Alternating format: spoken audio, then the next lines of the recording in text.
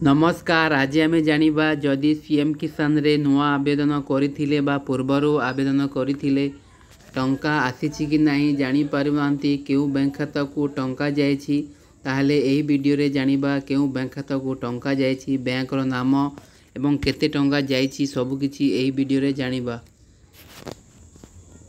जदि सीएम किसान रे भूमिहीन रे आवेदन करिसंती ताहले 5000 टंका आसीथिबो। जदि चाषी रे आवेदन करिसंती 2000 टंका आसीथिबो।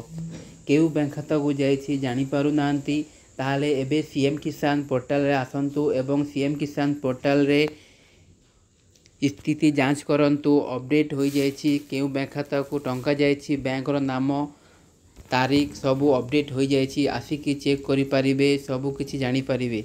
सेथिपाई स्थिति जांच करंतु क्लिक करंतु तापरे आधार नंबर बा टोकन नंबर थिवो ताको क्लिक करंतु कॉपी करिकी पेस्ट करंतु बा एटी इंटर करंतु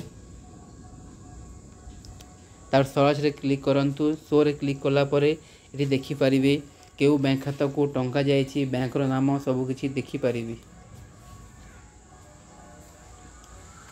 लोडिंग नौछि तापर देखंतु तांकर सब पूरा कंप्लीट अछि VAW block district collector state सब कंप्लीट अछि आंकर अछि एलिजिबल अछंती देखंतु लेखाइछि एलिजिबल अछि तांकर देखंतु एटी देखंतु तांकर बैंक सीडिंग नेम लेखाइछि HDFC देखंतु तांकर HDFC बैंक को जायछि टंका केबे जायछि ना 30 एप्रिल 2025 रे टंका जायछि आधार बेस रे एवं पेमेंट स्टेटस देखंतु सक्सेस हेछि आंकर 5000 टंका जायछि 30 एप्रिल को ए कोथरे पकेथिले ना देखंतु आंकर पकेथिले भूमिहीन रे देखंतु पकेथिले भूमिहीन रे।